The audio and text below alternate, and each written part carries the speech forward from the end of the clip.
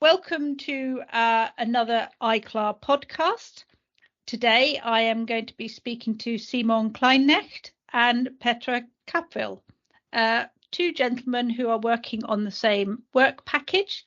Now, Simon is the technical director at Research Facility for Subsurface Remediation, which is also known as VEGAS, and that is based in Stuttgart in Germany. Petr Kvapil is the managing director of Photon Water of Europe, and he is based in the Czech Republic in Prague. So welcome, gentlemen. Thank you very much for giving me your time. So I've been asking a number of people who are involved in the EiCLaR project to just give me a little bit of background about who you are, how you've got into your role, and where you're based.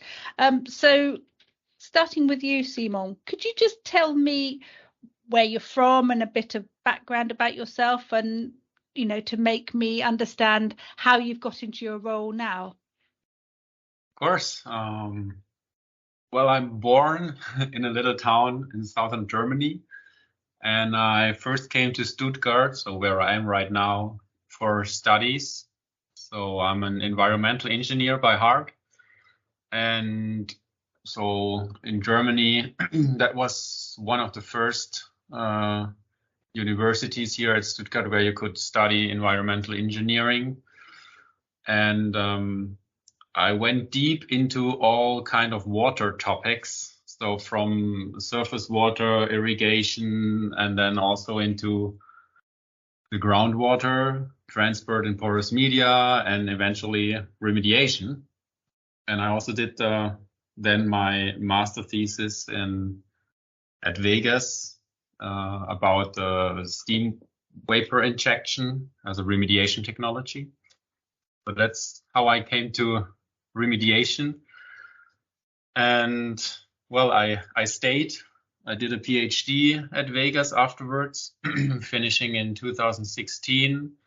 That's more into transport in the variably saturated zone. So gaseous contaminants, how vapors migrate through the variably saturated zone and how they might pose a threat on the groundwater.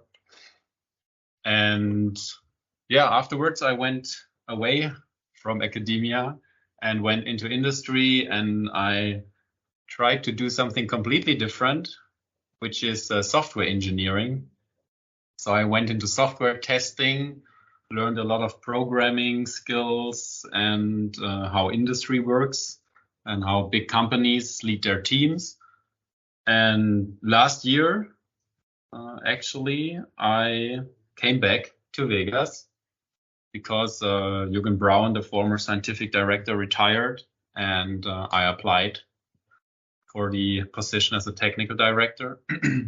And it brought me back, basically, into academia and also into research. So I'm happy to be back in the research now. So very different from industry and computer programming and business. Course, yeah. And so going on to you, Petr, how did you get into your role? Where did you start? So I was born in Prague, but I've never lived in Prague for a long time, till my 4 years. But I live next to Prague in a small city. And I returned to Prague for my studies of hydrogeology. But honestly, before I entered to Prague and I returned to Prague, I spent 1 year in Russia. I started my studies in Russia, in St. Petersburg. I studied geology in Mining Institute. And after political changes in my country, I returned back to Charles University, did my master studies, and then applied for PhD in France. So then I moved to France for almost 3 years and finished my PhD in environmental chemistry. And within that time, I lost my roots here in Czech Republic, but I returned back, entered a company, remediation or environmental oriented company, Aquatest, where I started in position of modeler. So I did groundwater modeling and contaminant transport, and maybe from 30% of my time I did remediation project management. And how the time was running, I did more and more remediation, and then after a couple of years, I started to do research and development because there were a lot of new methods invented, and we started to operate with nanoparticles. So, and we were successful in getting grant for development of new nanoparticles, iron nanoparticles, and these particles are currently widely used in the field of remediation. And then we continue with the development. I became a director of division of research and development, and then I entered also the board of the company. And then I was thinking about changing a little bit the environment. So then I got in touch with the managers of Photon Energy Group, and we agreed that it would be interesting for both of us, for all of us, to incorporate a new company, water-oriented company. So this was my next career step, and I became a managing director of that company. And since then, I'm here, and with the focus to water, to remediation, to water treatment, where I'm now.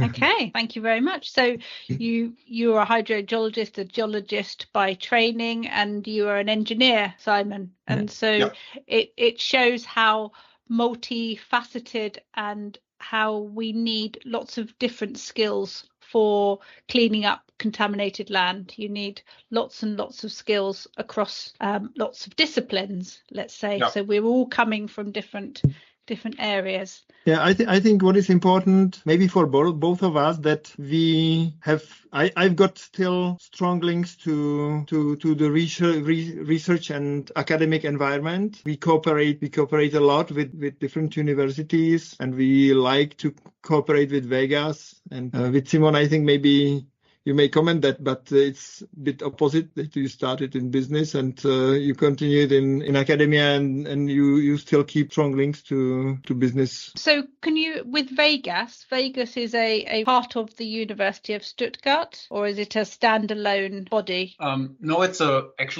real part of the University of Stuttgart. So it was founded by the Ministry for Research and Education and the Agency of the Environmental Agency of the state of Baden-Württemberg, but it was initiated by a professor of the University of Stuttgart. That's why it's here. And then after 10 years, so somewhere in the 2000s, they incorporated Vegas into the university, and now we are a real department of our institute. That's interesting, because Vegas is world renowned, and way I have got exposed to Vegas is because of the size of tanks and the size of the institute takes things to the next level, from very small bench scale work to larger scale demonstration, which is always unique and important when you're developing new technologies, which I think is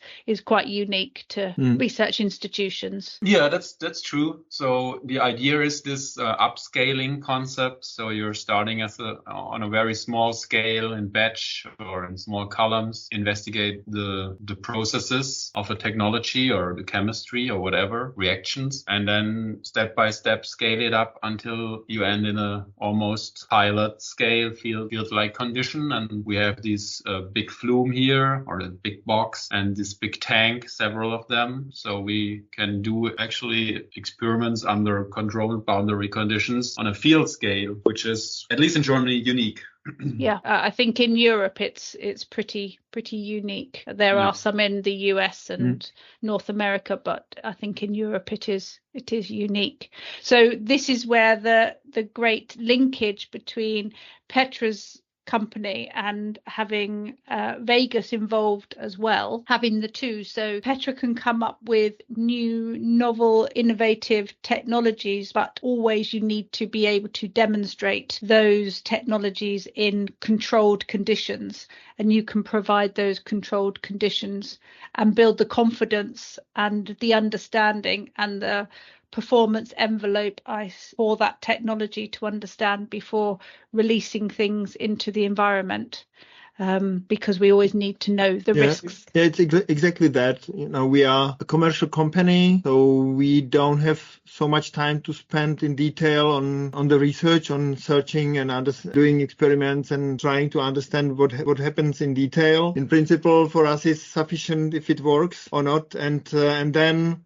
what we need are design parameters. So it's really important to have good understanding what happens, where it goes, where it disappears. And compared to other fields like water treatment, in remediation, there is always big question mark. What is exactly underground? No one knows. And in the situation in Vegas, it's really unique because we can simulate similar conditions to real conditions, but controlled border conditions. So I think that it's this is what is interesting, and it's right that for us is good to have the opportunity to build joint European projects and to bring also other specialists, because remediation is multidisciplinary domain. So it's always interesting to have the opportunity and possibility to bring some specialized people in the group and have their opinion and to do joint work. Excellent. So that brings us very nicely on to, we're working collaboratively together on the EiCLaR project, European funded project,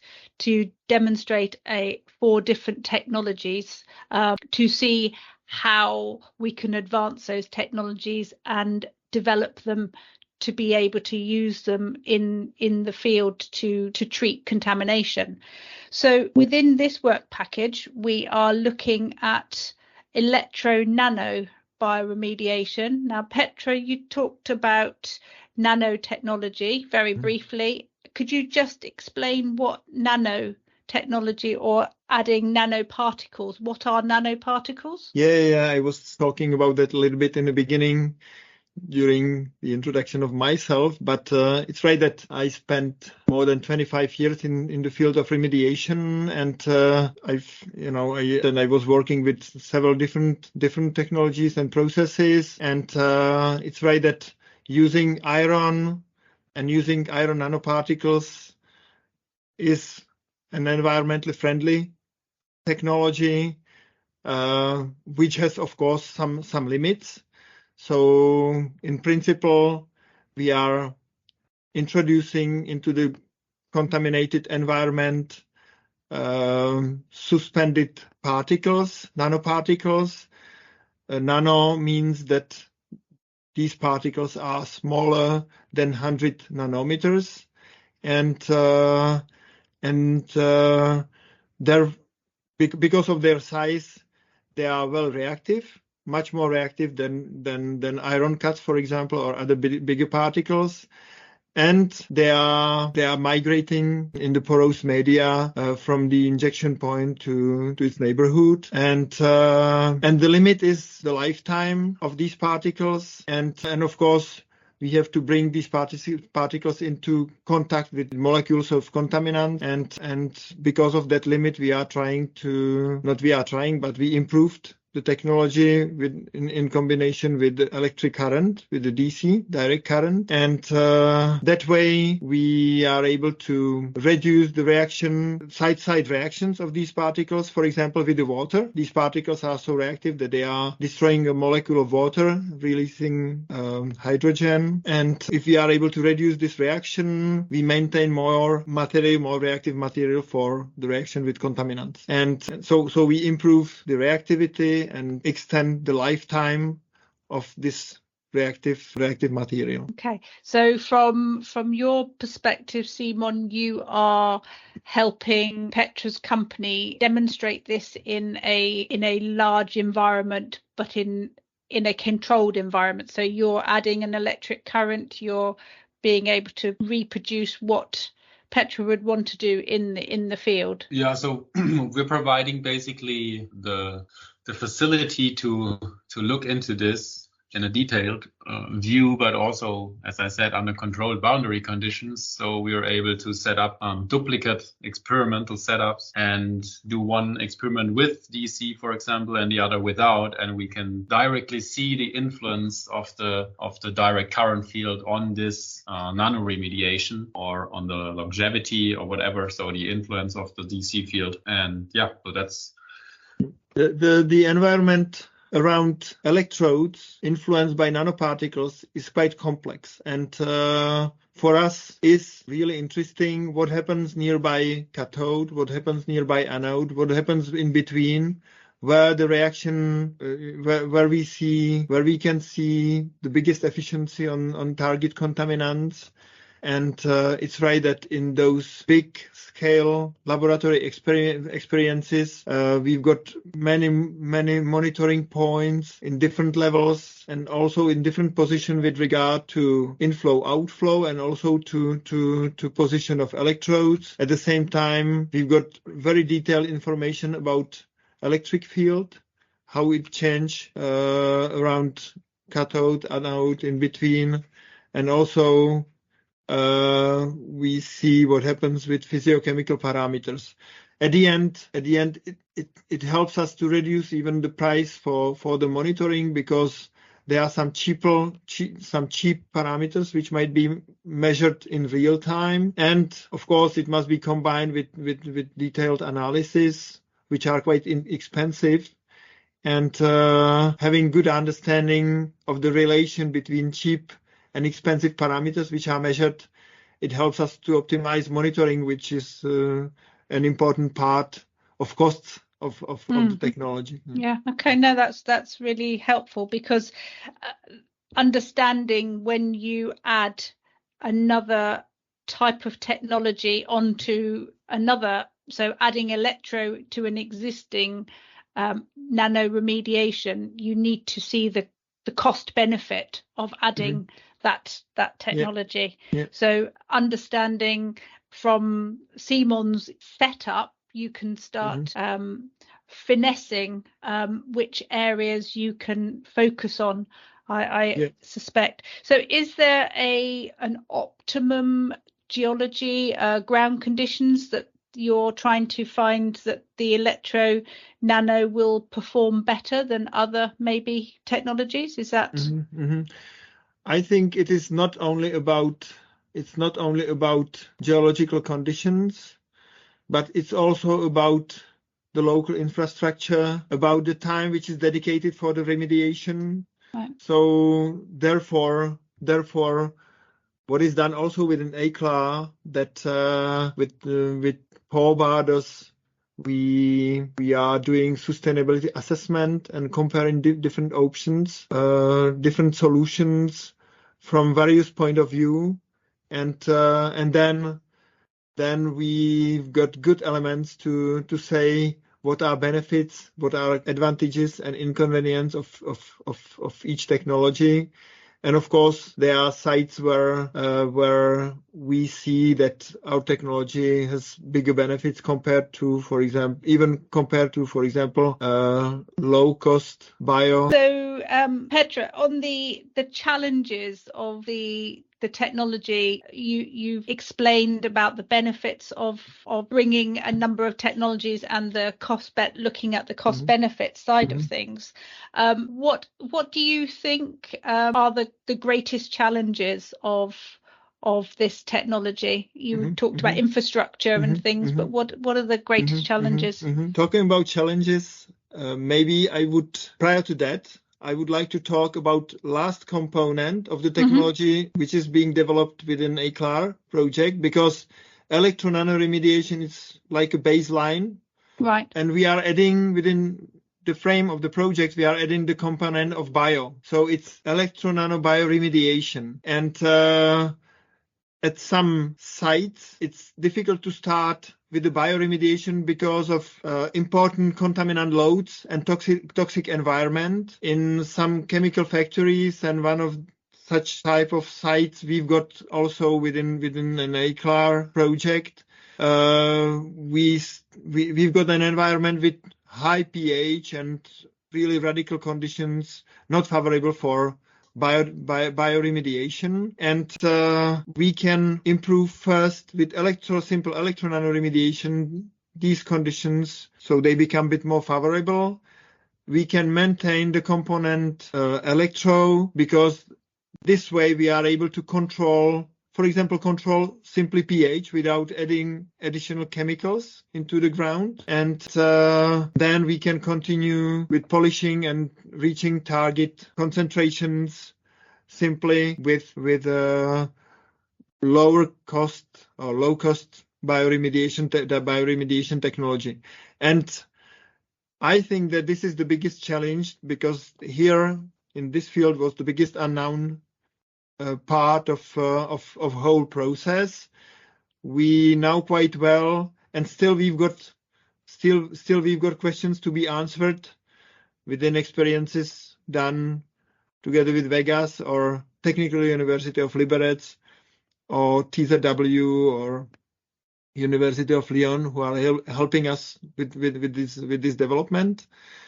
And the biological component is in my opinion the biggest challenge, because it's important to know what is the right moment when we should start with the enhancement of bioremediation during the process, when and how, what processes we should maintain in operation, when should we stop, is the system of electrodes also well favorable for bioremediation, or some modifications are needed. And here I think we face the most important questions, and I think that they will be answered in the frame of the project.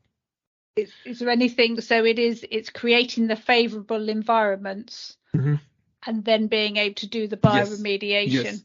Because as you say, but bioremediation is quite an established remediation technology, but it does have limitations in its application. So you're trying to enhance the use of bioremediation. Okay. At some sites, it's not possible to start bioremediation directly. When it's possible to start bioremediation directly, even from sustainability studies we did for a couple of sites already, it's more beneficial to do directly bioremediation, and it's maybe more cost effective. Within electro-nanobioremediation also there is a big benefit of time, because chemical reactions are always faster than biological processes, and so this is what stands on the balance. So it's an important factor to, and again, using the Vegas facility is to reproduce and replicate and change different parameters to ensure what is the most optimum situation. So that is also in real environment. Often, especially if you do a combination of different processes, it's not measurable what is the influence of one process and what is the influence of the other process. And in Vegas, we can evaluate what was the result of this chemical reaction and what was the result of other process. So this is big advantage, and it gives us important arguments also for further communications and for design of the technology. Yeah, the real subsurface is very complex, so we're able to reduce complexity and then hopefully identify all the screws where we can adjust the technology, and then come up with kind of a blueprint how to apply this technology later in the field, successfully apply it. Yeah. Okay, so coming to sort of the conclusion here, so we're demonstrating a number of technologies, and we have actual sites to trial things, different technologies on, which is part of the project. So what do you see would be the next stage of of this technology going forward? What would you like to see if you had an opportunity and vast amounts of money, maybe? Where do you see this technology? Should I start, or do you want to tell? Yeah, okay. So I see the future in more complex contaminants like PFAS, and we've got some first results that it works. So I see the future in this domain. I think that an important topic worldwide currently, and having the first experiences and first results and even results from the field in hands, I think that this is a direction where we would like to move this process, and hopefully also in collaboration within our partner groups of EiCLaR. Yeah. And you, Simon? Well, from a deep scientist point of view, we're looking at different. There's one main pathway how the contaminant is reduced to a harmless substance, but there are also other pathways, and so there's still a potential to understand the ratios between the several or two number of pathways that exist. So there's still a lot of stuff we can look into from a research point of view, and of course we did these experiments now. They're on a Vegas would say medium scale. So there's still the possibility to go to a even larger scale under controlled boundary conditions. That would be very interesting. And then to support some field sites, to do scientific support on field application. That's basically our last stage we support as Vegas. Okay. There is a future. So this is a research future, but then there is a business future. So I see the technology widely used at different sites. Yeah. But from you raised we're not going to obviously go into the PFAS discussion, but as you mentioned, it is a contaminant that's ubiquitous across the world, and no doubt there will be other contaminants that come along that we will also need to replicate this type of collaborative working, and hopefully this EiCLaR project has developed collaborative partnerships, and we will understand how we can advance our knowledge to the next stage. So thank you very much to Simon and Petra. I'd like to thank you for Nicola, your time, Simon, and we will stay in touch. Thank you very much. Thank you. Thank you.